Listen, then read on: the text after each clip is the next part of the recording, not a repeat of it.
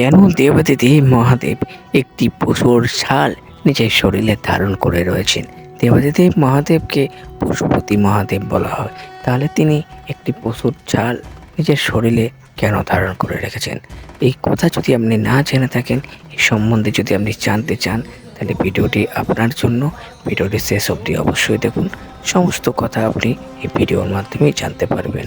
তো হরে কৃষ্ণ বন্ধুরা, আমি শুরু করছি আজকের এই ভিডিও। তো কথাটা শাস্ত্র অনুসার এইভাবে শুরু হচ্ছে। যখন প্রভু শ্রীহরি নারায়ণ নিজের ভক্ত প্রহ্লাদকে রক্ষার জন্য এবং হিরণ্যকশিপুকে বধ করার জন্য সবথেকে শক্তিশালী অবতার নরসিংহ অবতার নিয়েছিলেন, এবং সেই রূপ এতটাই ভয়ানক ছিল এবং সেই রূপের এতটাই শক্তি ছিল, তেজ ছিল, সেই রূপকে শান্ত করা যে কারোরই পক্ষে সম্ভব ছিল না। নরসিংহ অবতার হিরণ্যকশিপুকে বধ করার পর তার ক্রোধের সীমা এতটাই অতিক্রম করেছিলেন যে তাকে কোনো দেবতাই শান্ত করতে পারছিলেন না, এবং সৃষ্টির সন্তুলন বিগড়ে যাচ্ছিলেন।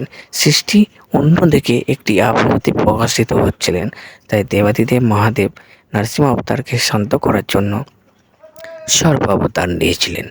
মহাদেব সর্প অবতারে নিয়েছিলেন অর্ধেক ঘোড়া, অর্ধেক সিংহ এবং অর্ধেক পাখির রূপে, যার নাম পড়েছিল সর্প অবতার। এবং মহাদেব এবং বিষ্ণুর মধ্যে যুদ্ধ হয়। নরসিংহ অবতার এবং সর্প অবতারের মধ্যে ভীষণ যুদ্ধ হয়, এবং যুদ্ধর কারণে নরসিংহ অবতার নিজের দেহ ত্যাগ করার নিশ্চয় নেয়। প্রভু শ্রীহরি নারায়ণ সেই নরসিংহর এক ছাল মহাদেবকে অর্পণ করেন এবং মহাদেব সেটিকে স্বীকার করেন। তাই মহাদেব আজও সেই ছাল নিজের শরীরে ধারণ করে রয়েছেন। এটুকুই কথা যে আজকের সনাতন ধর্মের মানুষ হিন্দু ধর্মকে ছোট বলে মনে করে, এইটুকু কারণের জন্য। তাই যদি আশা করছি আপনারা সবটুকু বুঝতে পেরেছেন, তো চ্যানেলটিকে অবশ্যই সাবস্ক্রাইব করে দেবেন। হরে কৃষ্ণ বন্ধুরা।